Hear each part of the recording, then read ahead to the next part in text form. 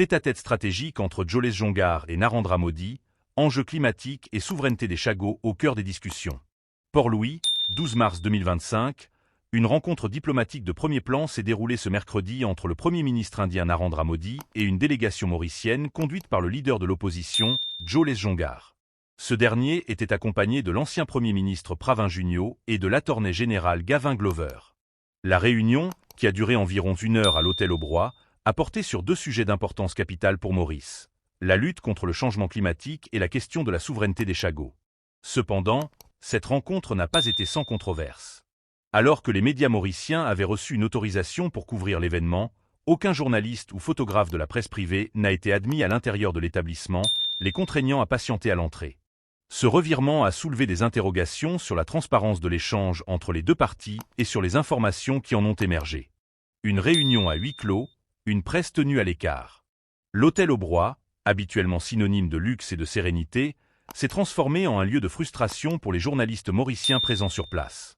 Initialement conviés pour couvrir la rencontre, ces derniers se sont vus refuser l'accès au site au dernier moment. Une situation qui a généré un certain malaise au sein de la profession, interrogeant sur les raisons exactes de cette mise à l'écart.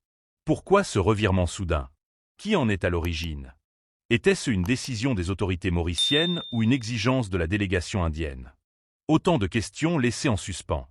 Ce flou autour des discussions alimente l'idée selon laquelle des sujets particulièrement sensibles auraient pu être abordés lors de cette rencontre, en dehors du regard de la presse, et par extension, du public mauricien. Toutefois, malgré cet obstacle, Jolès Jongar n'a pas tardé à sortir de l'hôtel pour s'adresser aux journalistes restés à l'entrée.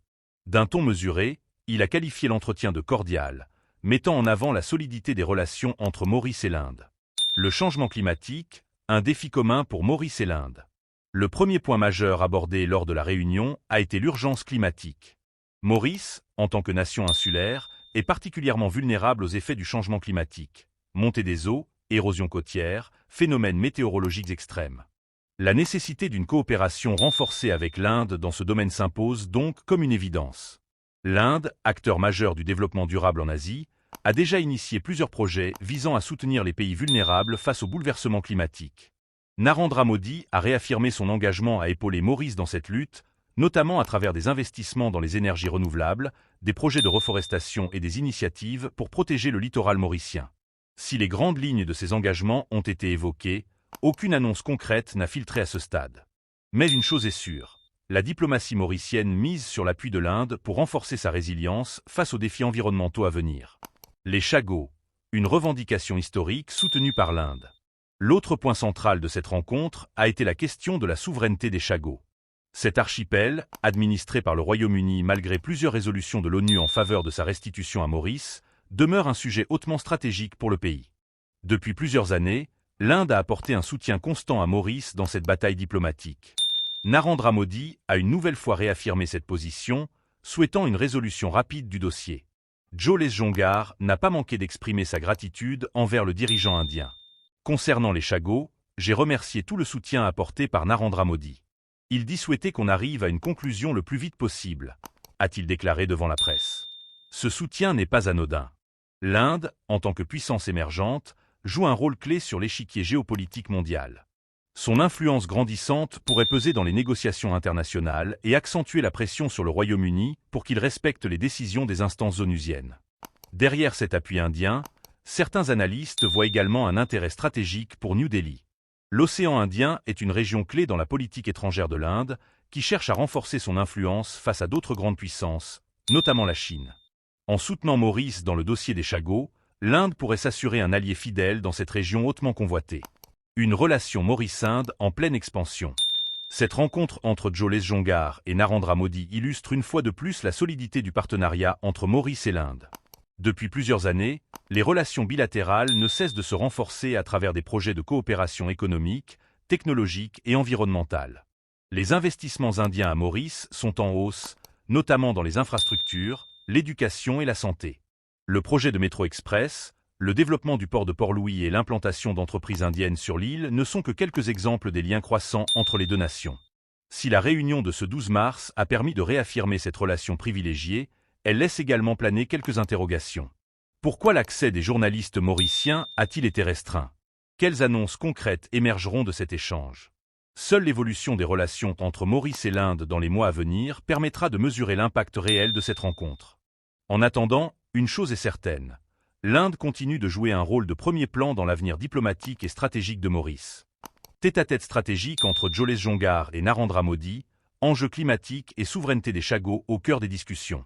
Port-Louis, 12 mars 2025, une rencontre diplomatique de premier plan s'est déroulée ce mercredi entre le Premier ministre indien Narendra Modi et une délégation mauricienne conduite par le leader de l'opposition, Joles Jongar. Ce dernier était accompagné de l'ancien Premier ministre Pravin Junio et de l'attorney général Gavin Glover.